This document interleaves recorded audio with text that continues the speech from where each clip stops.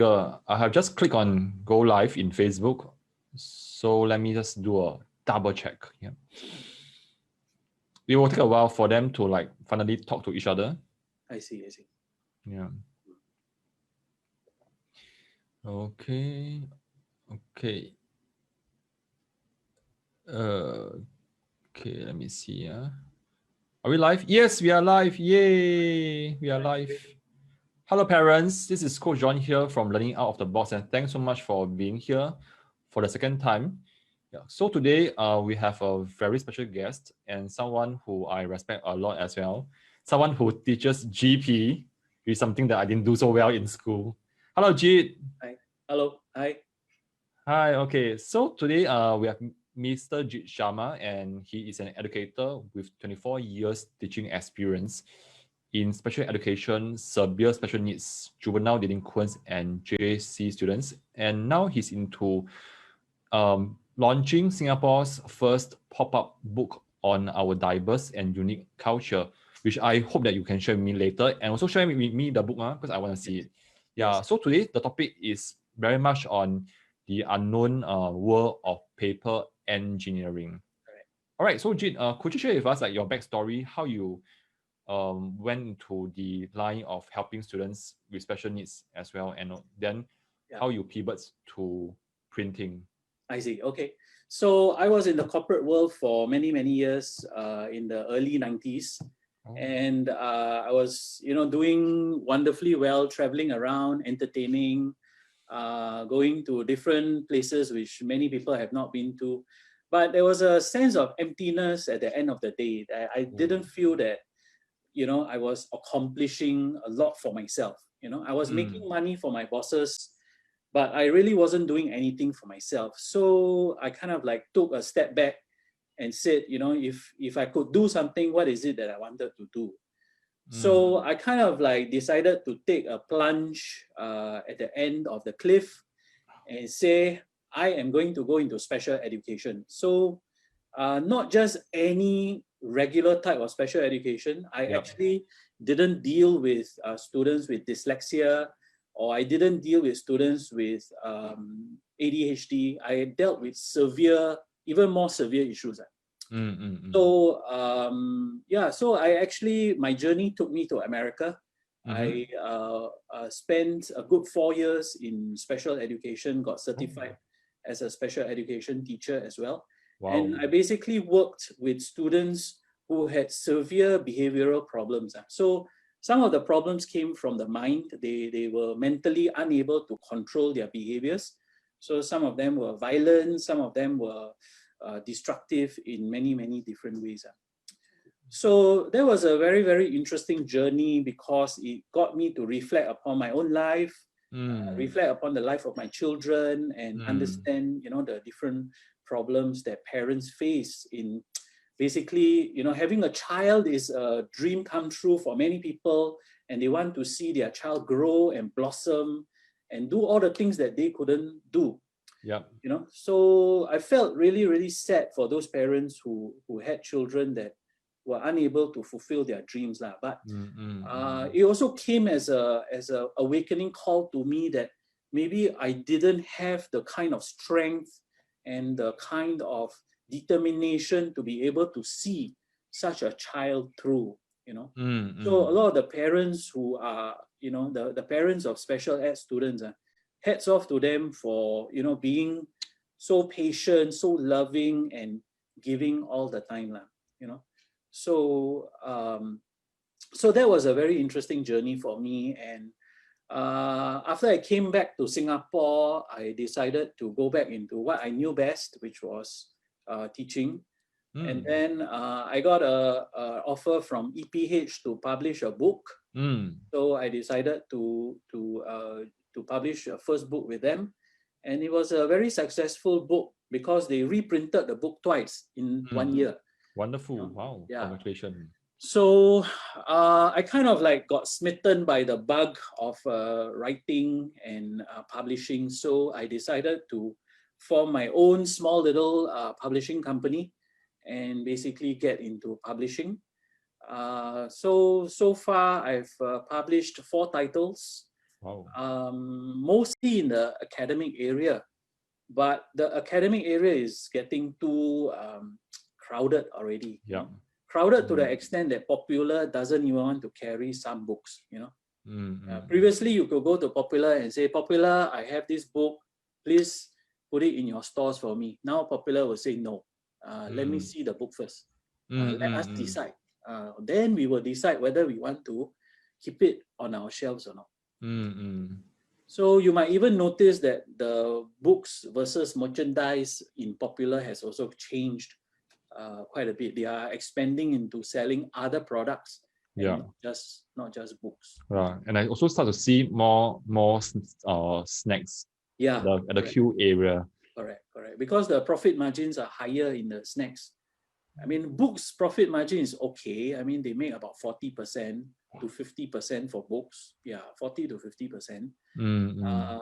But yeah, I mean, definitely for food items is higher percentage, and they run and they move faster. Yeah. So I kind of like asked myself, if I'm going to expand my publishing business, which area can I move into? Because I needed a specific niche that would be very, very difficult for anyone to compete with me. So from 2016, I spent about 2 years learning paper engineering because I wanted to bring a new dimension to how we view things around us, right? So I used to be an avid poetry writer.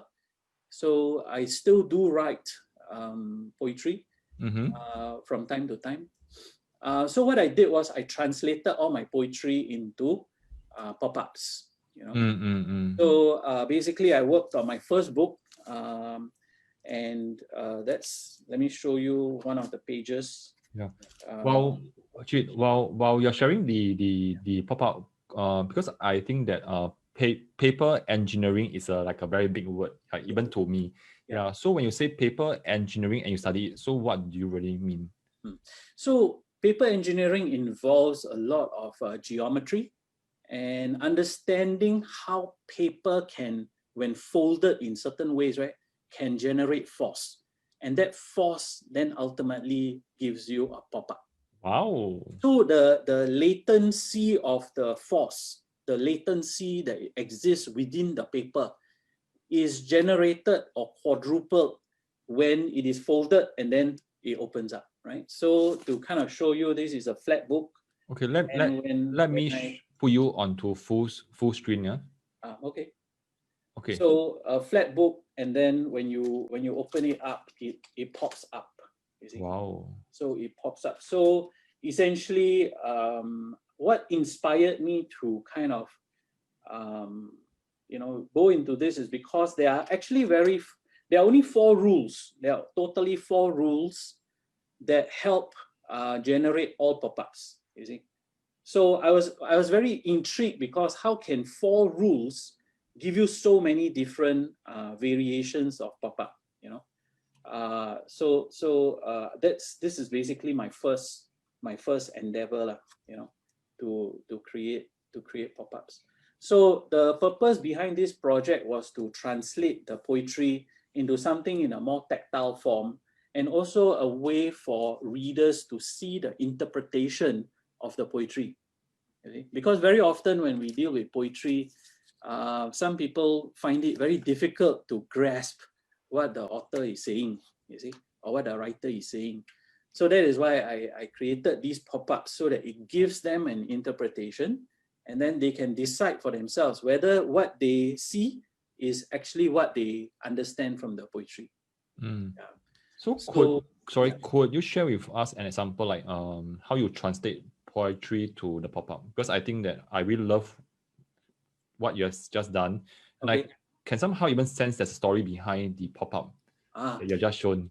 All right, so let me explain to you one of the spreads that I have. Yeah. So this this spread is a spider web, and I'm not sure if you can see, but there's a person stuck inside the spider web. Yeah. Wow. Yeah. Wow. So this poetry is actually about Alzheimer's, and how Alzheimer's actually is an affliction that actually traps us within our own mind. So this is one interpretation. I have another very interesting interpretation, and that is a poetry on marriage. So this is a poetry on marriage. Yeah. So it essentially is chain links. How marriage is essentially a link, and black. I think there's one of the links which is dark. So one of these links is kind of like reflecting on the challenges that we experience in marriage, right? So this is my interpretation of marriage, right? Yeah. Here's another interesting one. This is poetry on toilets. So Toilets. there's a person sitting down inside, you know, the thought bubble. This is basically the thought bubble, and there's a diamond inside here because the poetry really refers to something that the person found when he was in the toilet. Yeah. Oh wow, that's interesting. So what can he find? Basically he found things that he kept in the toilet as a child. So under the trusses of the sink, he had placed some things which he only recently discovered. Yeah. So that's basically one of the things that I have done. Of course, I've done other things, and it's a very, very time-consuming process. You know, because there is no simple way to create a pop-up and it works the first time. You have to create 4, 5, 6, 7 iterations before you know, you can see it come alive. You know?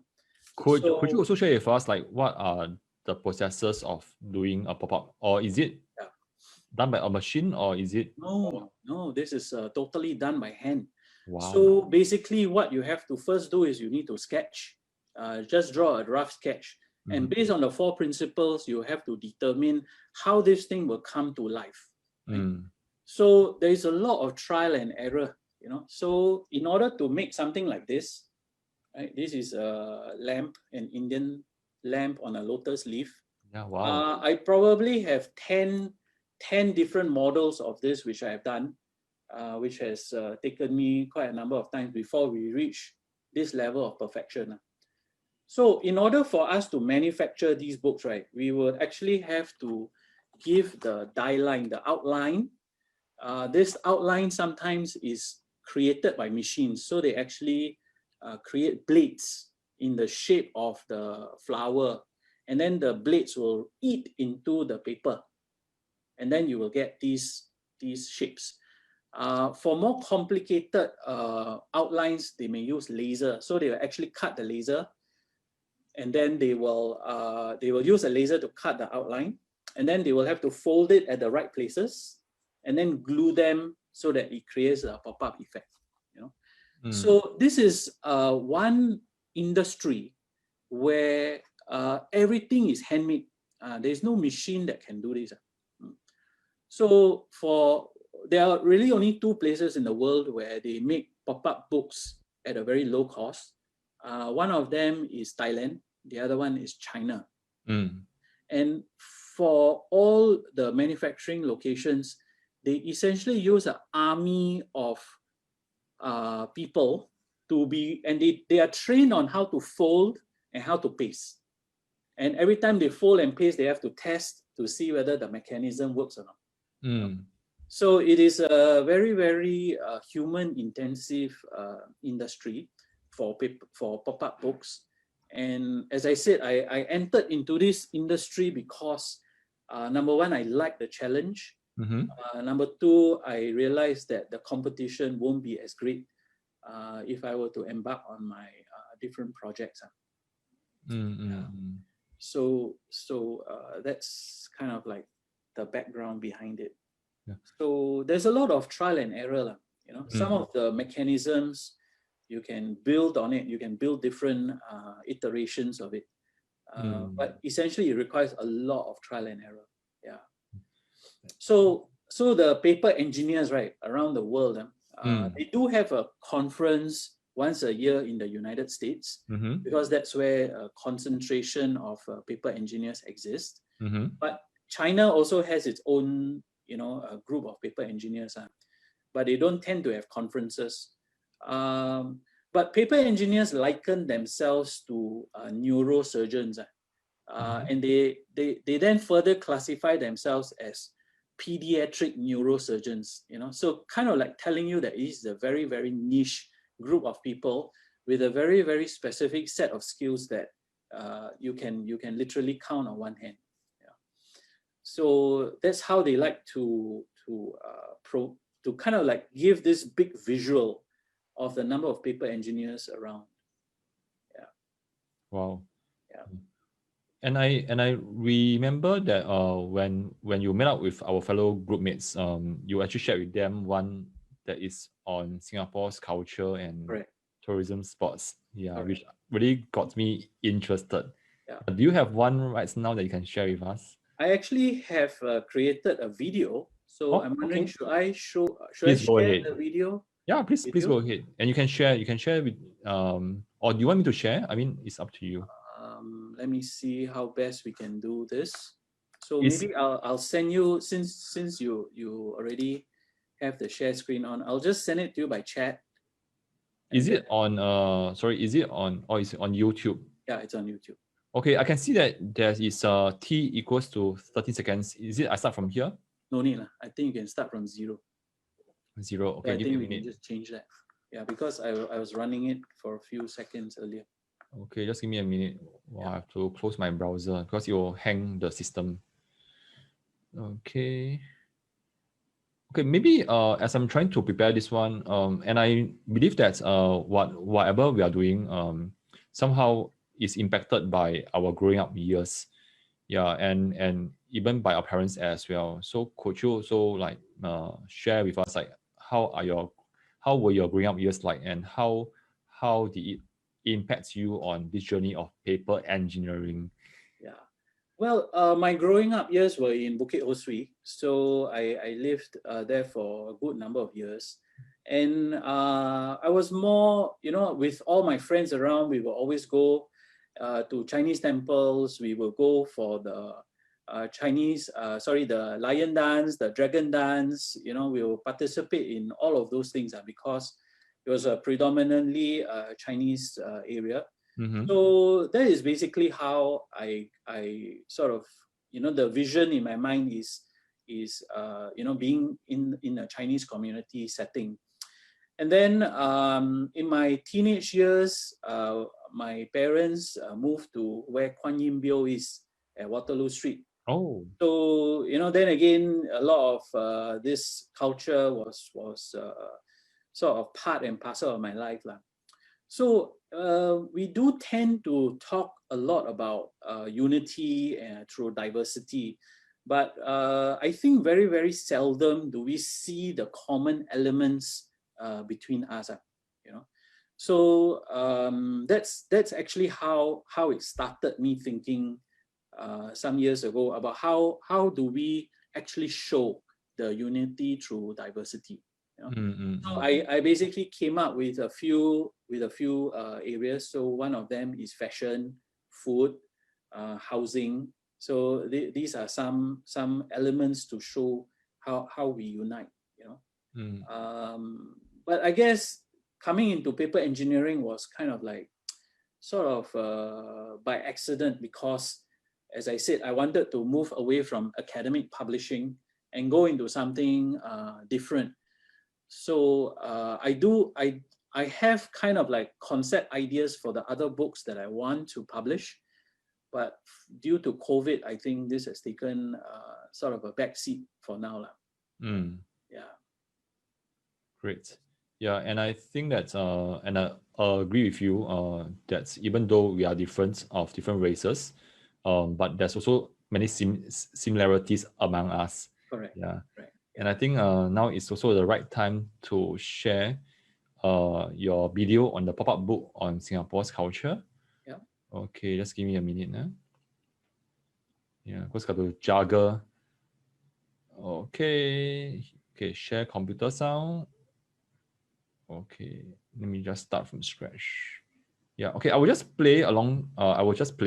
Then along the way, I will just lower down the volume, and then probably can share with us like some of the things or the interesting things about that aspect. Yeah. Sure. Okay.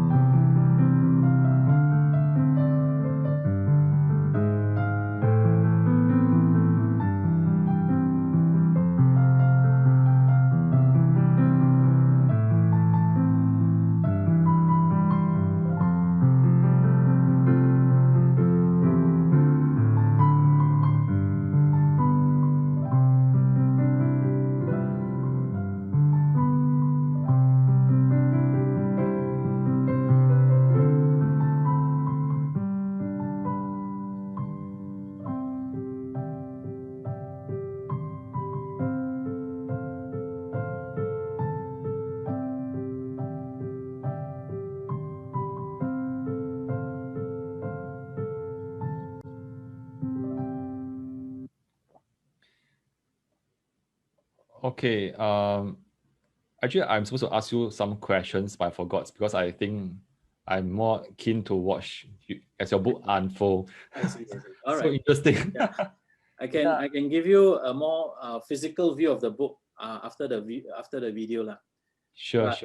Just a backstory to this is that this as a product that could be a souvenir, you know. So actually, I was working to some degree with the Singapore Tourism Board to create this book. But based on their feedback, the tourist board felt that maybe the type of tourists that come to Singapore may not buy this book because a majority of them are from China and India. This at least pre-COVID days lah, you know. So many of them are on a tight budget and they may not spend around $30 for a book. You know? That was their view lah, you know. So I kind of like switched gears in midway and actually was working with two charities to use this book as a fundraiser. So I was in discussions with Red Cross as well as with SPCA.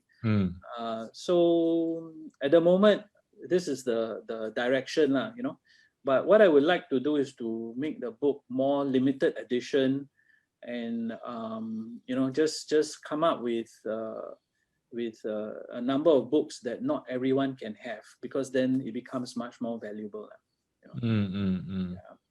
So as I mentioned, I do have outlines for other projects which I want to do, and the next one after this will be the history of Singapore, right from the time of Sang Nila Utama, our present modern day lah. But I can only realize that after this has been sort of printed, published, and distributed lah. Yeah, and I think I'm sure that you have spent a lot of time, probably months or maybe years. Yeah, this itself has been 2 years in the making. This book itself. Yes. So, could you share with us like three things that's as in the layman's eyes, we think that it's very easy to do, but actually there's a lot of hidden work behind the crafting and even the creation of the idea. Correct. Yeah. So one of the most challenging thing was the illustrations, right? So for example, when I created when you have this when you have this pop up here,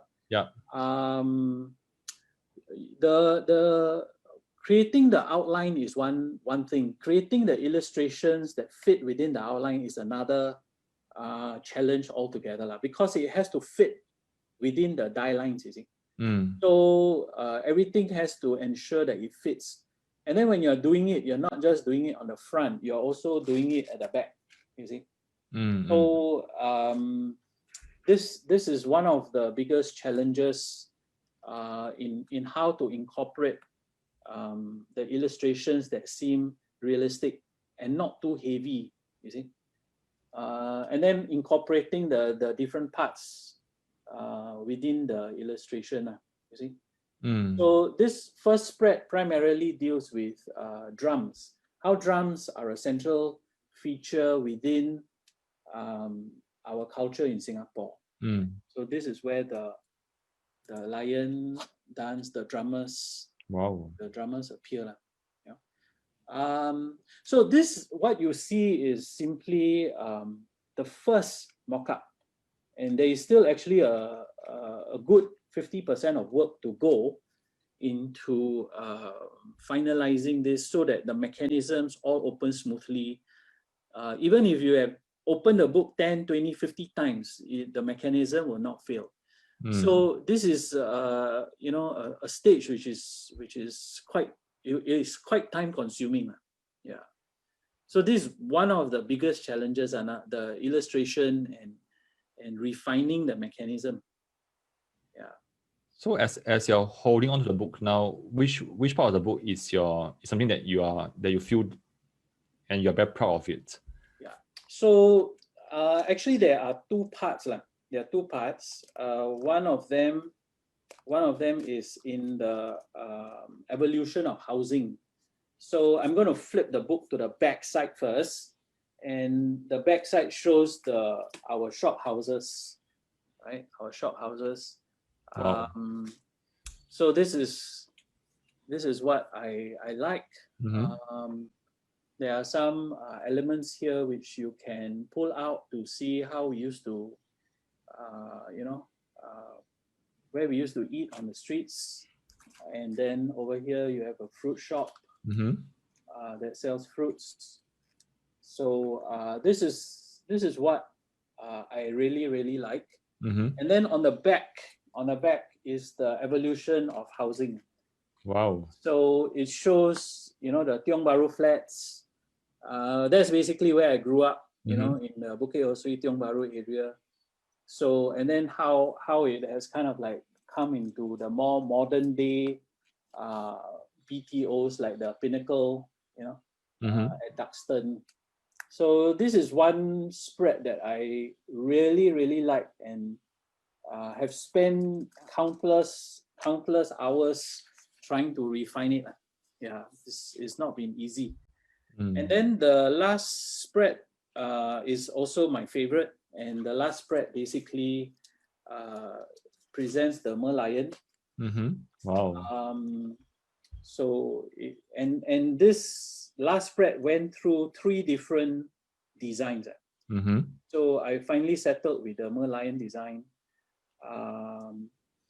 And what is also special about this is we have the evolution of our shipping industry on the back.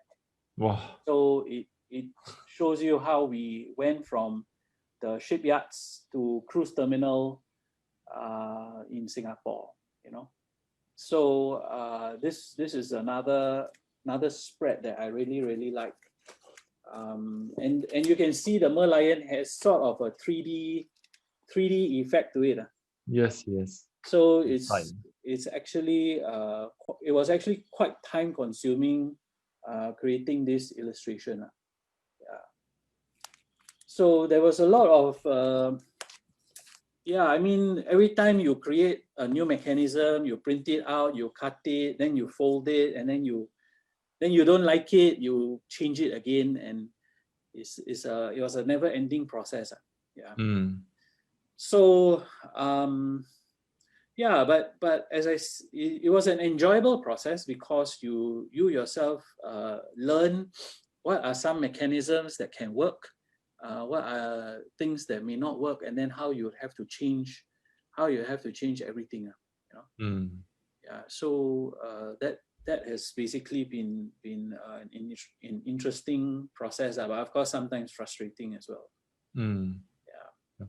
So when you feel frustrated, so what are some of the things that kept you going to continue to finish this book? Yeah, one thing that I have sort of learned over the years is which I even regularly tell my students. You know, if you want to do well, you first need to honor yourself.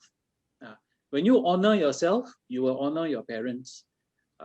So while you are working hard, you must tell yourself, I need to plow through this. I need to move ahead. I need to test my limits and know that I can succeed. So that is basically how I was able to move ahead.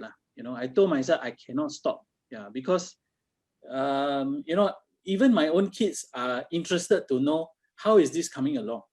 You know, so even if I didn't show the world, my kids themselves will know that, oh my God, he started on a project, then he didn't finish it. You know, so I wanted them to see and understand that a lot can be achieved if they put their mind to it. You know. So my kids, I mean, we're kind of like moving away from the main topic, but I just wanted to tell you that my kids were never smart students. They never, you know, were first in class. They did win some awards here, there, but they were never academically bright students, you know. But, you know, I'm proud enough to say one of them is a lawyer today. And the other is going to medical school next year. But all of this is hard work. You know, they work really hard, and maybe as parents we have modeled for them that you need to work hard. Yeah, cannot give up. Yeah. When you talk about being the model for the kids, so what are some of the examples that your kids could have got out from you into becoming who they are today? Yeah, I guess just not giving up. Yeah, that they will face many challenges, but you need to find a solution to the challenges. You cannot give up, you know. So even if you become a lawyer, doctor, engineer, whatever you become, you cannot give up. You have to ensure that your client, you have to ensure that they receive the best service, and you as yourself are qualified to give that service. So if nothing else, just be passionate about what you do, and then show that passion in whatever you are doing. Yeah. So that's the thing that I try to do. You know. I also have my own technique, which is I brew. You know, so I create a project, then I let it brew, I let it simmer, then I come back to it and see how I can make it better. You know? So when you say brew, can you like share with us, like, so how long do you wait, or what do you it depends. Like sometimes I may write poetry, and then I keep it for 2-3 months, and then I go back to it. Sometimes it's 2-3 weeks. So it really depends what is going on in my mind and how excited I feel about what is brewing. in the background, you know. Mm-hmm. So that's how I basically do some things, because then it tells me whether what I'm trying to do is worthwhile or not. Mm-hmm. So I use the brewing technique as well from time to time. Yeah, actually, when you say brewing, is something that is very interesting for me. Yeah, and then if you tell a kid, maybe because I know that you teach GP, Yeah. so your students are 17 years old or 16 or 17, right? Yeah, correct. Yeah, yeah. So how do you share this brewing with your students, because in today's world when it's so fast paced and everything or most of the thing must be instantly gratified. Yeah, so how do you help your students to find a balance between these two? Yeah. So for general paper, right, there are no shortcuts to general paper. You have to be able to understand the application of what is current affairs, what's happening around you, to essentially the different types of questions that are being asked. Mm-hmm. So what I get students to do is to essentially put down the key ingredients for every topic. You know? So my analogy is this: if you are going to bake a cookie or you're going to bake a cake, what are the base ingredients that you need? You see, so most of them will say flour, sugar, butter, you know. So I say, correct. These are the base ingredients. Similarly, if you are going to study a topic like poverty or discrimination or media, what are the base ingredients for that particular topic? If you don't know the base ingredients, then you cannot bake your cake. You know. So a lot of it is for them to essentially write down and then go back and reflect to it as if it is like a menu or a system. And then they can, for themselves, try out the system and understand whether the system works or not. So for those that use the system, you know, after a few weeks, they will tell me, I see a great improvement. I moved from a C to a B. But others will continue to struggle because they don't want to use the system, you know. So some of them, I don't know lah. You know, like previously when I used to run physical classes, I used to tell my students, if you don't do homework, I will give you chocolates, you know. So they are all shocked, you know. It was actually a form of sarcasm lah, but I would say, you don't do work, I give you chocolates because you make things easy for me. You see, I got nothing to mark, I got nothing to do. So I guess you are coming here because you love the sound of my voice. My voice gives you so much of comfort that you just come here without doing work. Wow, sure. Yeah, I used to, you know, say that. But for those students that did the work, they definitely saw the improvement lah. Yeah. So I think a lot of it is reflection. It's just like journaling. You know, what you journal, you go back, then you flip through, then you say, hey, how come my state of mind was so bad last time? Or maybe I should change. So I think this brewing comes from consistent work that you can go back and reflect. You know, so for some of my students now, because we do all classes online, and we set up Google Docs to do our work. Yeah. We go into 300-400 pages when we are, you know, working over a period of 10 months, 12 months. We chalk up 300-400 pages, and it's a good way to go back and reflect what we have done and then how to apply it to the present situation. Yeah. So these are some things that I do. Yes, and I also want to tie in with the pop-up book that you have done, because when you talk about pop-up book, and I thought the pop-up book is going to be the same as what I've seen, which is basically you open now and then something pops out like a pop-up card. Yeah, but when you show me the last book that you shared, which is I think is many pop-up book in one, because it's like if you turn the other side, you'll see something. If you open it up, there's a pop-up within a pop-up itself. Correct. In a way. Yeah. So it dawns on me that I think you're someone who is very creative. Yeah, and you told me that you teach GP. Yeah. So how would you be able to share like instances where you use this very creative side of you into the language, the teaching of your students, such that makes it different for your kids? Yeah. Well, I'm not sure if it would be considered creative lah, but I do have certain ways of presenting views. So basically, what I have been able to do is to create what is a matrix of sort lah.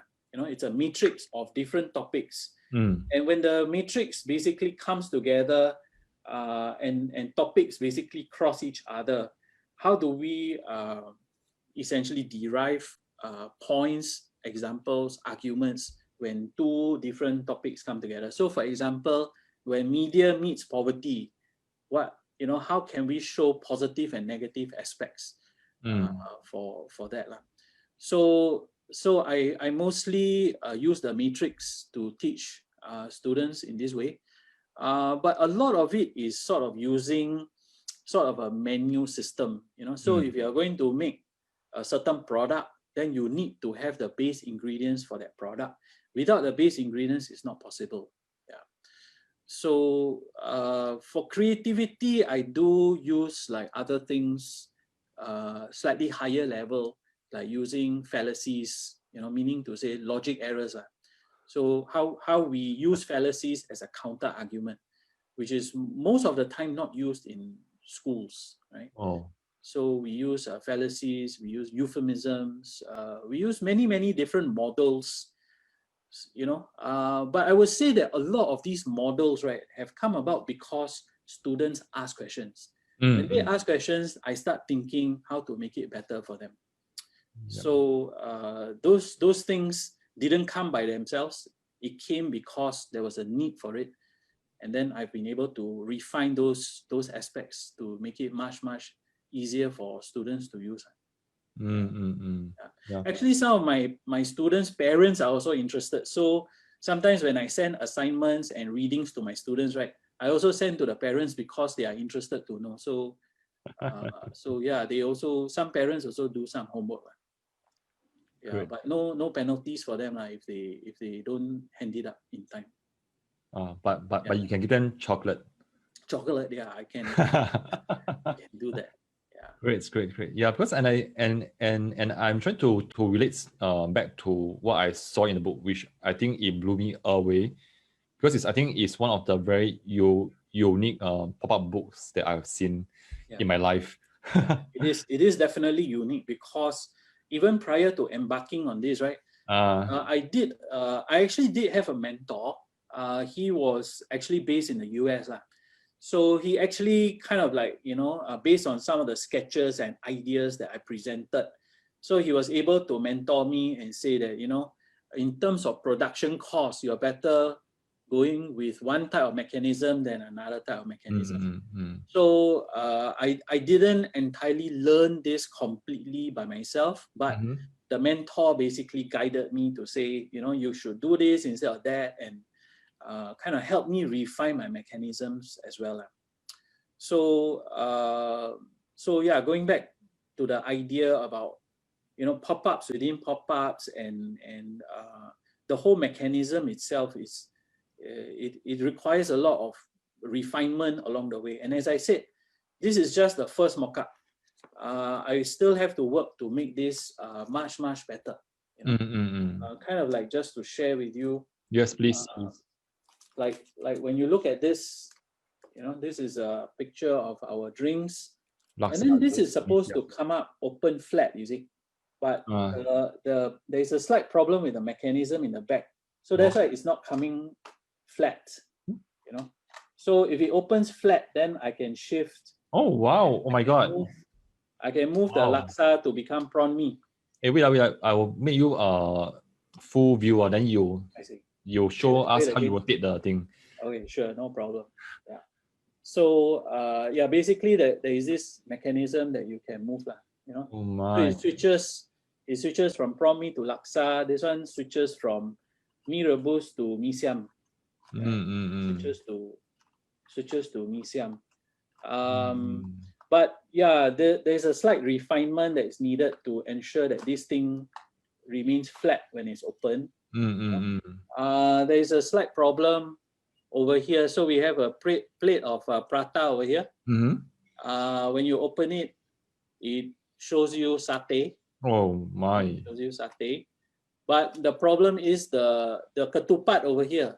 Oh, so start below. Yeah, so we have to adjust the printing to make sure that it comes out correct lah. So there's one more round of modifications to make, but I think the process won't be as long-winded. Probably in about 2 months I can finish it, and if the response is good, then we can move into production. But this is a very, very onerous undertaking, because we need at least maybe 10,000 book orders. And if it's at $20 a book in terms of production cost, that's already $200,000. So the cost commitment here is very, very high for a book like this. Whereas for your regular book printing, that's not a problem. $3-4 per book is something that you can print, and you really only need maybe 1,000 books. But because this is completely made by hand, you need to have the crew in place so that the crew knows how to fold, how to glue.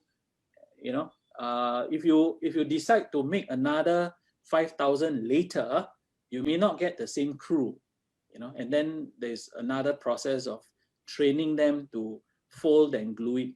So this is one hurdle that I'm trying to overcome, and hopefully I can speak to some charities who will be interested for fundraising. Can you help me to understand, like, say, because I heard you want to improve on the book. So what are the next few steps? Do you come up with an entirely new book, or do you just come up with that page alone, or you cut that portion out and put a new mechanism inside? No. I cannot cut anything out now. So basically it's just refining the mechanism so it opens nicely. Okay. Even you open 50 times, 100 times, it will remain the way it is when you opened it the first time. So there will be some kind of reinforcements put to kind of help the mechanism open more straight, more flat. So it's basically, again, putting in some elements of paper engineering that will strengthen the structure. But we are basically strengthening it using paper. We are not putting in anything else. So just to clarify, so does it mean that this is your first mock-up, but the future improvement will be done on this existing mock-up? Yes. Okay. Now I get a full picture. Because I thought that you need to come out again with another book. Wow, it's a lot of work. It will be a very, very expensive process and very, very time consuming. So the book is ready to go. It's just, making sure, like, I like things to be perfect as possible. So yes. Unfortunately, I want to, make sure all the areas are covered before the first book is sold. So that's the main thing. Yes. Yeah, because I think it's more like a personal goal to want to make it as perfect as possible before we launch it out. Yeah, correct. Yeah, because if it pass to me and I wouldn't know which are the ones that need open up. Yeah, because to me it's like it's something like so beautiful. Correct.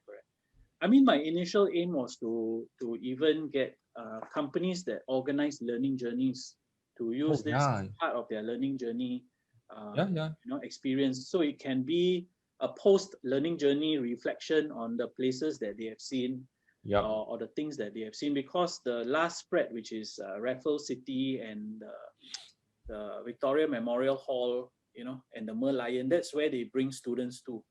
But again, all of that has dried up because of COVID. So I'm not sure when that will happen. But I mean, previously there was some interest from the Ministry of Foreign Affairs to use this as books for dignitaries that that come, so they can give them a gift. Why not? I would love to have a gift like that. So I mean, there are discussions ongoing, but they are all moving at a snail's pace, because in this time period nobody wants to commit financially and say that yeah, they can take 100 books, 200 books. It's all a wait and see. Yeah. Yeah, but I'm quite optimistic, Mm. into this. I've put in a lot of positive energy into this, so Yeah. I hope it will materialize in the way I intended it to be. Yeah. And it's much more interesting than the social studies books that I've seen in my kids' bag. Yeah, yeah. And that was my next aim, to sort of create a history of Singapore from Sang Nila Utama, which kind of like deals with some elements of social studies lah. So that was my next project after this. But yeah, it will have to wait until this takes off lah. Yeah. Yeah. Cool. Wow. So I wish you all the best. Yeah, thank you so much. I'm happy that you found this book interesting. And Yeah, it is. Yeah, as a father, I will want to get it for my children, because it it it doesn't just bring them through the history of Singapore, but it somehow give a kind of immersive experience. yes, correct. Yeah, Correct. that I want my children to have. Yeah. And There's also, a different perspective. We may not see things in the normal sense, and this book gives you that alternative perspective. Yeah. Great. All right, Jit, we have come to almost the end. Yes, it's almost 1 hour. Yeah. So when there's things to talk about, you'll last. Okay, great. Okay. What will be one key takeaway for the parents here? Yeah, based on what you're shared. Key takeaway. I mean, paper engineering is a interesting area. I hope one day to form a paper engineering academy to kind of like teach, some very basic pop-ups. And I think it's also maybe maybe through your help, I can maybe create a short 1 or 2 hour workshop if parents are really interested, and I can just show some of the easy principles behind paper engineering. So that could be something that we can do maybe during November or December if there is interest. But typically, I think my story in the most simplest way is keep at it, don't give up, and try and make things possible. Yeah, that's basically the most simplest thing that I can say. Great. So don't give up, yeah? Yeah, never give up. Yeah. Okay, so if the parents want to reach you, how can they reach you? Yeah, that's a very good question. Let me think. What would be a good way for them? The easiest way. Yeah. Say again. Okay.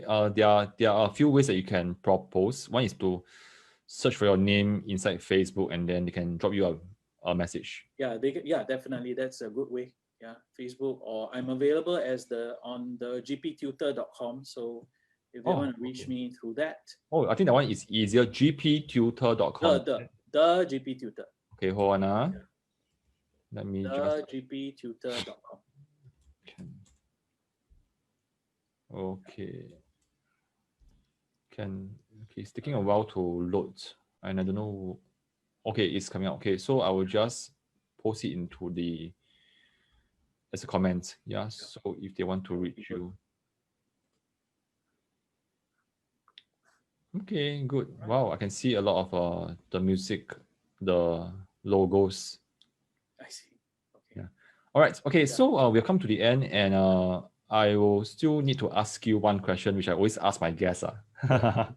Yeah, and the reason is because we serve a community of parents who teach their children primary school maths.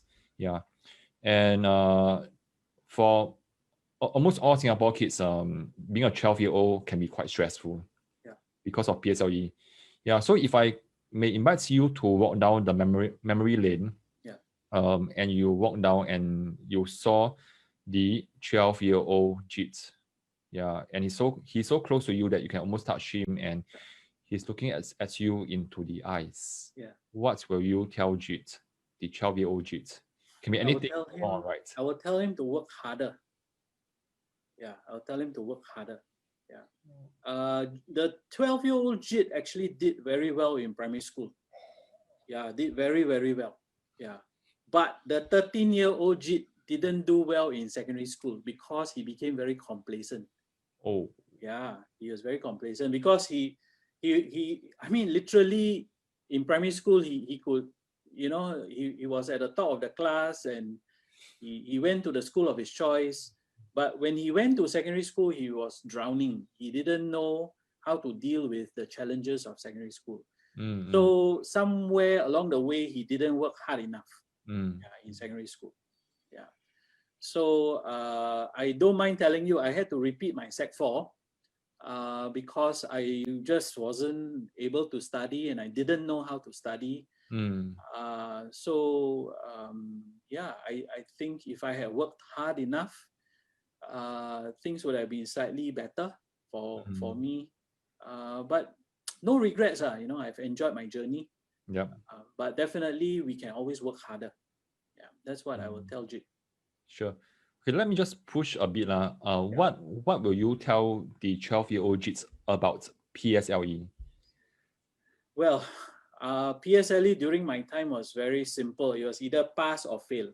Really? Oh. Yeah, my PSLE certificate just say pass. Oh. But how do you end up with the school of your choice is based on your mid-year and prelim results. Oh. So my mid-year and prelim results were good enough to get me where I wanted to go. But coming back to the challenges of PSLE, I mean, I have 3 kids who have gone through PSLE, and it was quite stressful, mainly because there was an expectation on them, and they wanted to fulfill that expectation. So I think ultimately, parent support is very important. To tell the kids, you have to do your best, but don't worry, we will be there for you no matter what happens.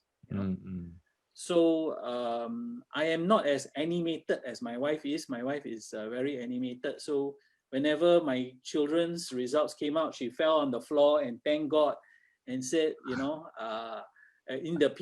hall, in the hall, she thanked the Lord in front of everybody on her knees.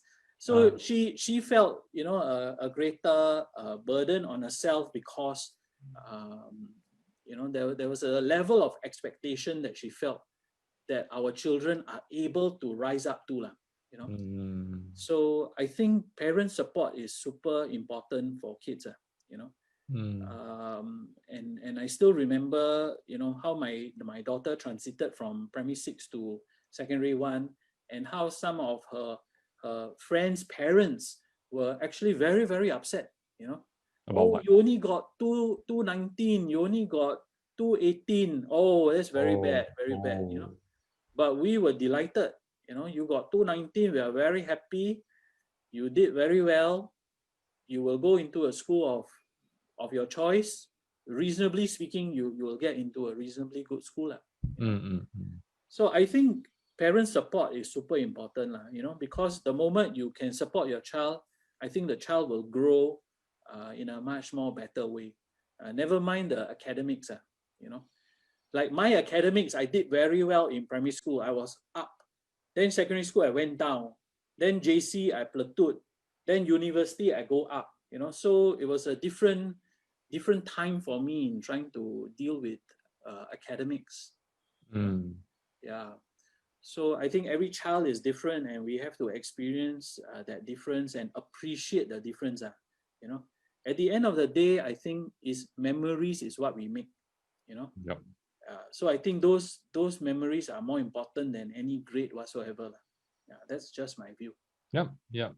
And I resonate with that as well. Yeah, that's good. Yes. Okay, so Jit, thanks so much for being here. Yes, you're welcome. Much to share, and I really love the book that you have done, and all the best for your next mock-up. Yeah, thanks, John. Yeah, and hope someone will pick it up. Yeah, I'm sure somebody will. Yeah. So if you are keen to talk about the workshops for the kids, I mean, we can keep in touch. Then sure. Once you have that, just let me know. Okay. Yeah, sure. All right. Okay, so parents, thanks so much for being here. And so there you go. We have Jit, who shared about paper engineering. And if you are keen to take a look at his book, just go to the gptutor.com and drop him a message. All right. Thank you. Okay, thank you. Yeah, bye. Bye.